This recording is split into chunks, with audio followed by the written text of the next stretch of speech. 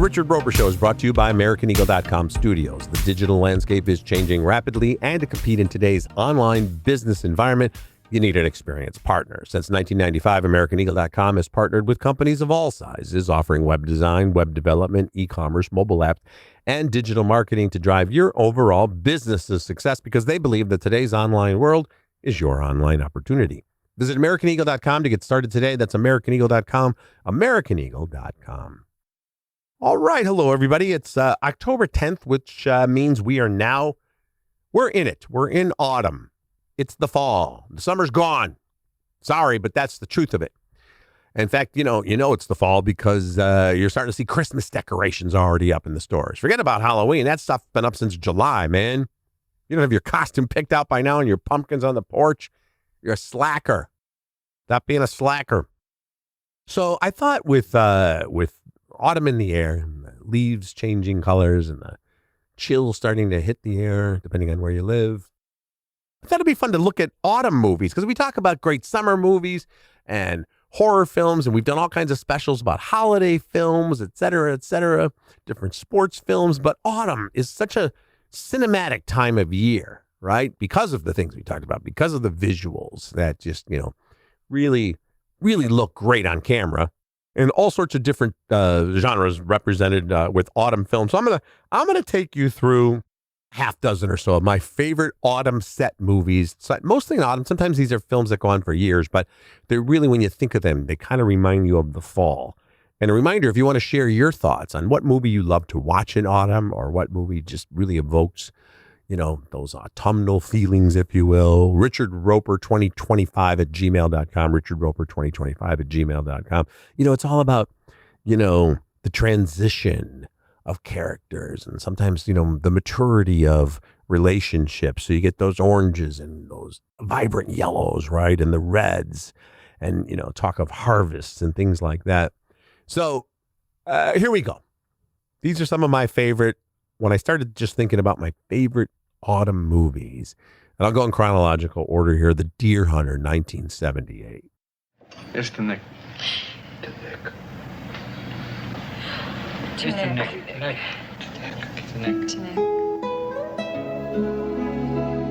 Nick. Still one of the best movies ever made about Vietnam War and about coming home from the war and the horrors of war itself. But if you'll remember, you're in that Pennsylvania steel town, right? And there's a wedding and a night of drinking and a hunting trip. And all of that is happening against the backdrop of fall and those Appalachian hills, and all of that just gives it such a feeling of autumn. And also the fact that even though these are young men, the summer of their lives, I'm going to get a little, sorry if I'm getting a little cheesy, corny here, but the truth is the summer of their lives of being young, strong, patriotic, all-American men in this Pennsylvania steel town, that's all going to give way to the autumn that's going to come quickly when they go to Vietnam, and then the chills of the winter that happen after that, and what happens to the various characters. So, the Deer Hunter, especially in those early sequences, and the deer hunting sequence itself, which, even though deer hunting, you're deer hunting, but compared to what those young men are about to face in Vietnam, it's a lark. Deer Hunter, great fall film. Obviously we could talk about all kinds of horror films because of Halloween, but the original Halloween, it is a very autumnal movie, right? It was filmed in California. It's all about small town Illinois, and the pumpkins everywhere on the porches, and of course the opening credits and everything, the trick-or-treaters and all of that kind of thing. And the way that, it starts getting darker, right?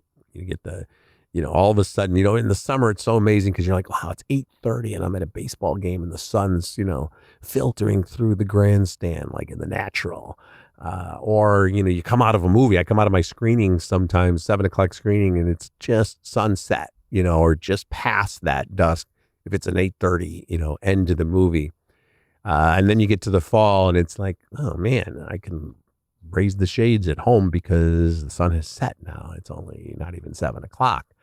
And that's, autumn, kind of a little bit of a sense of dread and the cold winter ahead that happens. And John Carpenter's Halloween really captures that, the darkness right around the corner. Halloween night, a small American town, 15 years ago. Michael? Halloween. I spent 8 years trying to reach him, and then another 7 trying to keep him locked up because I realized that what was living behind that boy's eyes was purely and simply evil. Halloween. The night he came home. The Big Chill, a movie that I recently rewatched and found it to be just as entertaining and just as smug and self-satisfied as it was when it first came out. The characters, I should say, they're really pleased with themselves. But really well done. It's kind of a movie, I have to say. Yeah, it's kind of easy to hate at certain points because you're just like, oh God, you people think you. And William Hurt character, one of the great things about him is he kind of calls them out on their bullshit. He says, listen, we all hung out for a very short period of time when we were very young. It's not like we're friends for life, so let's drop the bullshit. But it does have a beauty to it. It's beautifully filmed by Lawrence Kasdan, the director, and the South Carolina setting. So you see those big trees, and you can almost feel the air starting to change. And again, the Big Chill. We're talking about the Big Chill, and they got together. They're getting together. This reunion is because one of their dear friends has committed suicide, played by Kevin Costner, who's not seen in the movie, as you know, because the scenes were cut out. But a very kind of autumnal setting. It makes you feel like you're in South Carolina because you are in the fall. A Mystic Pizza, 5 years after that, I think did the same kind of thing in Connecticut, had that great young cast. And then here's a movie that always comes to my mind. I immediately picture like the poster and think of certain scenes, and that's Rob Reiner's When Harry Met Sally, right? So what do you do with these women? You just get up out of bed and leave? Sure. Well, explain to me how you do it. What do you say? Just have an early meeting, early haircut, early squash game. You don't play squash. They don't know that. They just met me. That's disgusting. I know, I feel terrible. I'm so glad I never got involved with you. I just would have ended up being some woman you had to get up out of bed and leave at 3 o'clock in the morning and go clean your andirons. And you don't even have a fireplace. Not that I would know this. Why are you getting so upset? This is not about you. Yes, it is. You are a human affront to all women, and I am a woman. Hey, I don't feel great about this, but I don't hear anyone complaining. Of course not. You're out the door too fast. And listen, Rob Reiner would be the first one to tell you that it was very much, with Woody Allen type films in mind. It had that kind of feel, the romantic comedies of Woody Allen from the 70s. But that scene where, Meg Ryan and Billy Crystal are walking through Central Park and we get all that fall foliage, it just feels like, a very romanticized, idealized version of autumn. But gotta love that. Good Will Hunting also kind of fits into that category. Now, if I think about later years, Knives Out feels like a fall movie to me. The famous cable knit sweater, of course, right? And then before I'm jumping around a little bit chronologically here. School of Rock, anything set in schools, Dead Poet Society, films like that, because, when does everybody go back to school? Well, they go back to school now, like in August and September sometimes, but they basically go back to school in the fall. It's all about, starting off again. We mentioned in the last podcast, The Social Network. And that's another one where, that opening scene with Eric Albright and Mark Zuckerberg in the famous bar, and he's talking about getting into, is it Final Club or Finals Club? He'll let you know what the correct pronunciation and iteration is. I think you asked me that because you think the Final Club that's easiest to get into is the one where I'll have the best chance. What? You asked me which one was the easiest to get into because you think that that's the one where I'll have the best chance. The one that's the easiest to get into would be the one where anybody has the best chance. You didn't ask me which one was the best one, you asked me which one was the easiest one. I was honestly just asking, okay? I was just asking to ask. Mark, I'm not speaking in code. Erica. You're obsessed with finals clubs. You have finals clubs OCD and you need to see someone about it who will prescribe you some sort of medication. You don't care if the side effects may include blindness. Final clubs, not finals clubs. But it seems very much set in the fall, right? And throughout the film, and again, it goes through seasons and everything, but Zuckerberg, Jesse Eisenberg is Zuckerberg. Every time he's walking through the campus, it's like he's not paying attention to the fact that it's gotten colder. He's always like, underdressed or in his flip-flops, but it has that kind of fall feeling. Of course, Planes, Trains, and Automobiles, right? Which is interesting because it has such a winter feel to it in terms of the adventures and the misadventures that Steve Martin and John Candy go through. But of course, it's all about getting home for Thanksgiving. And yes, because in the Midwest, you can have ice storms and bitter cold and all that kind of stuff that happens to them in the fall. But, it's become obviously a Thanksgiving classic, but also very much a fall classic. Why are you going to the airport? What's the point of busting my ass to catch a 6 o'clock flight? Why don't you wait and go out with me on the 8? You're never going to get a cab at this hour. I told Susan I'd be home by 9. That's you. Oh, God. Oh, damn it. I left my gloves in Brian's office. I don't need them. I get in the elevator, I get in the taxi, I get on a plane, and I'm home. Would you pick them up for me? I'll drive over tomorrow and get them. Great. Have a good holiday. I'll see you in Chicago, John. You'll never make the 6. There are movies that come to mind. I hated St. Elmo's Fire, and I still kind of dread it. And we might be talking a little bit more about that because there's some anniversary stuff coming up with St. Elmo's Fire. But it does have that great, New England autumn feel to it. Witches of Eastwick is a fall movie. Remember the Titans. Of course, a lot of football movies you'd think of as autumn movies. I'd love to hear your picks as well. Your favorite fall movies of all time, Richard Roeper 2025 at gmail.com. There are tons. Those are some of my favorites, though. All right. Why don't we take a break? Let's talk about Portillo's. And then we're going to talk about a couple of new releases coming up.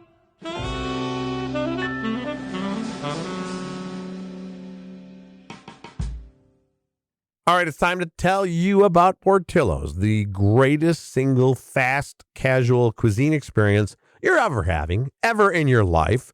Let's talk about the hot dogs and all the famous Chicago ingredients. They'll do it for you, so you don't have to worry about getting it wrong. That includes the poppy seed bun. Then we can talk about the Italian beef, the sausage, and the fries, the salad, the chicken, you name it, all topped up, of course, with the legendary Portillo's chocolate cake. It's fast casual. That means it's better than fast food. You can sit down if you go to one of the restaurants, but it's still super casual. And you can order anywhere in the country via Portillos.com. That's Portillos.com. Once again, Portillos.com. Ask your friends from Chicago about it. Portillos.com. Okay, we've seen this pattern time and again over the last decade or so where you'll see a true crime podcast become a true crime limited series and then become a dramatic rendition of the same story. And we're seeing that once again with Murdaugh, Death in the Family. The Murdaughs are a South Carolina legal dynasty. Y'all know me. I'm an honest man. Oh, you cheating bastard. It's only cheating if you get caught. The times are coming when the sin What happened? There's been an accident. Did the Murdaughs tell you not to talk to me? They have connections all the way up to the governor. I think we've only scratched the surface of what's going on here. Be careful. These are very, very powerful people. These Murdaugh men, you have to sacrifice a lot of things to make them the men that you know that they can be.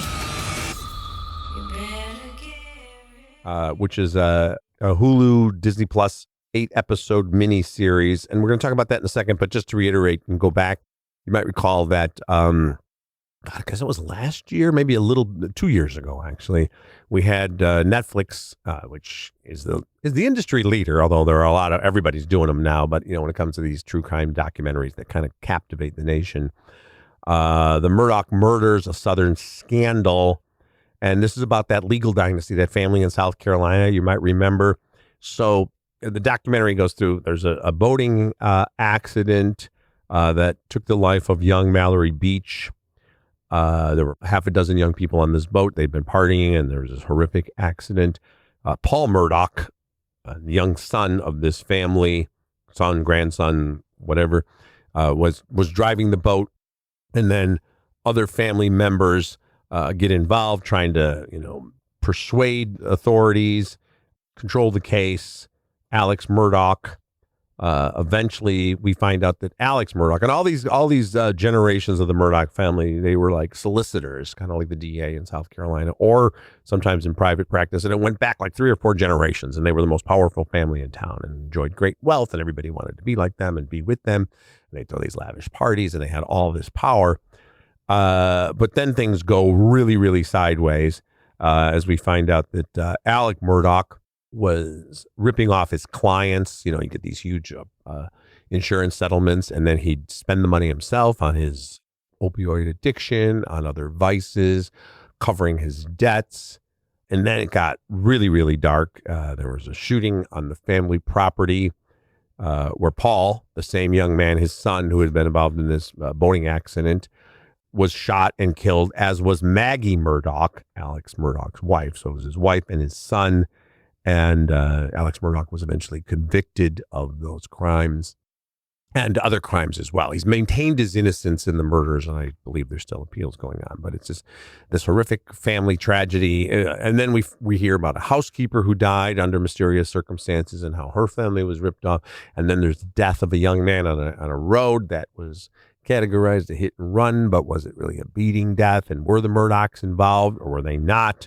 So the documentary goes into this really tangled and sordid web of intrigue involving the Murdaugh family. And now we have Murdaugh, Death in the Family. As I mentioned, this is a scripted mini series based in part on the Murdaugh Murders podcast by Mandy Matney, which was deeply involved in reporting the case and covering different angles. And it is, like I said, there's a lot going on here because you have this horrible boating accident that takes the life of this young girl.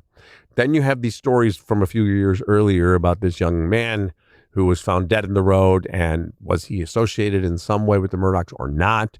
Then you have the death of the housekeeper, longtime family, more of a nanny and family member, who hit her head on the steps and died. And there was insurance settlement. And then you had the murder of the wife and the young boy who was the son who was involved in the boating accident. So you have all these things going on. And then you have the opioid addictions. And then you have the fraud cases. So there's a lot going on. The miniseries does a really good job. Yes, like all of these miniseries, it zips along the timeline, but it's made in a way that if you don't know about the podcast or the true crime documentary series, you can follow it and figure out what's going on. And one of the keys here is the casting, incredible casting that elevates this. Sometimes it's sordid and it's lurid and it's very tabloidy. But Jason Clarke, one of our best actors, plays Alex Murdaugh, and he's almost unrecognizable. We talked about Dwayne Johnson last week playing Mark Kerr, and that was a very different story. But playing a real life figure, there's a lot of prosthetics. Well, there's a lot of prosthetics involved in the Jason Clarke performance, but it's about the acting. He plays Alex Murdaugh, and Patricia Arquette, the great Patricia Arquette, plays Maggie Murdaugh, his wife. And one of the things I love about this series, and I really admire, is how they take us deep into the mindset of this entire family. And although in some ways Maggie Murdaugh is a victim, her husband is horrible. But she knows what's going on, at least in some cases. And she's got an elitist attitude and a protect my family. And listen, everybody wants to protect her family, but at the expense of maybe other families' lives being ruined. She doesn't care. She's in denial about her troubled sons. And Brittany Snow is the podcast investigator, Mandy Matney, who starts off as a newspaper reporter. And how about Brittany Snow, who's really had quite a string of really good performances lately. Terrific work. So the miniseries goes into all the details of the true crime podcast and documentary series that I mentioned, and now takes it to this next level of this, kind of dripping Southern Gothic, as I should say, dripping with blood, but kind of sweaty, booze-soaked episodes of debauchery and subterfuge and betrayal, and really leans into the fact that even though, yes, this was a very powerful family, and yeah, they had all this influence, we're talking about some really horrible, terrible, low-life people who use their power and their status to subvert the justice system, to control people, to manipulate people, in some cases to abuse people. But they also, this is one of those series where you're like, that train wreck Schadenfreude type thing where you're just watching all of them fall and get their comeuppance. And I'm not saying anybody deserves to get murdered because they don't. Certainly don't. We shouldn't have to say that. But, there is this sort of Shakespearean level to all of it where you're like, man, these guys, all of these people got involved in some shit. None of it was necessary. If they had just exercised their power and their clout and, their standing in the community, they could have had all of that without ever delving into criminal stuff. But as we learned throughout the history of the miniseries, it's sort of part of the family's fabric. They don't know any other way other than to take what they want and grab what they want and do what they want. And when things get ugly, to figure out a way to cover it up and make things go away. So it's a limited series. It's called Murdaugh, Death in the Family.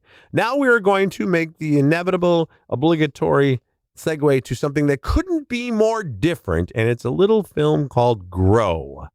This'll sound mad, but every time I touch a plant, it's like I can feel what they're feeling. Charlie, look at me, not the plant. Took a while to track you down. Is she house trained?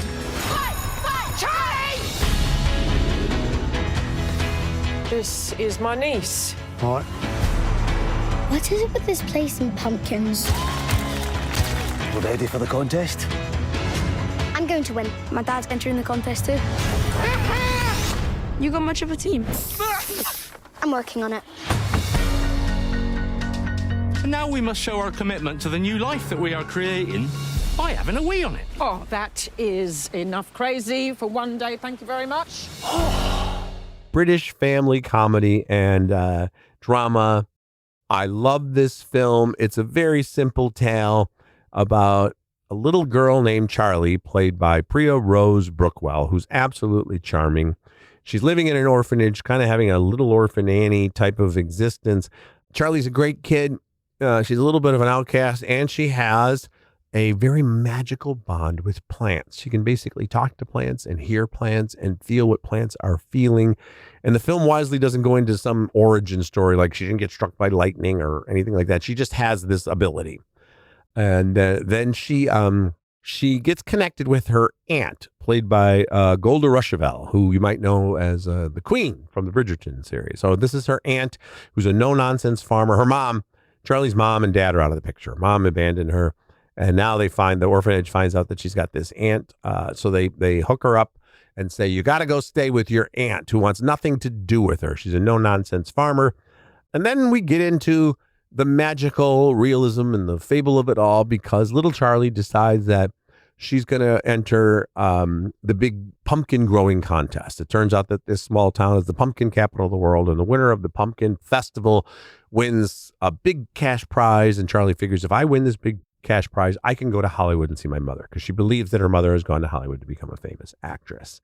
So now there you have it. It's kind of James and the Giant Peach, and it's got a little bit of Roald Dahl, as I mentioned, with James and the Giant Peach, and it's also got a little bit of Wizard of Oz and Annie to it. There's a very sweet story about this little girl who just wants to grow this giant pumpkin, and she's got magical abilities. And can she do it and overcome the various obstacles? Nick Frost provides a lot of comedic relief. It's sweet and it's gentle, and it's got a couple of the obligatory references for the adults. There are little visual cues to movies like The Godfather and Psycho, where the parents, the little kids aren't going to figure this out, what's going on there. They'll just go, oh, that's a little bit scary.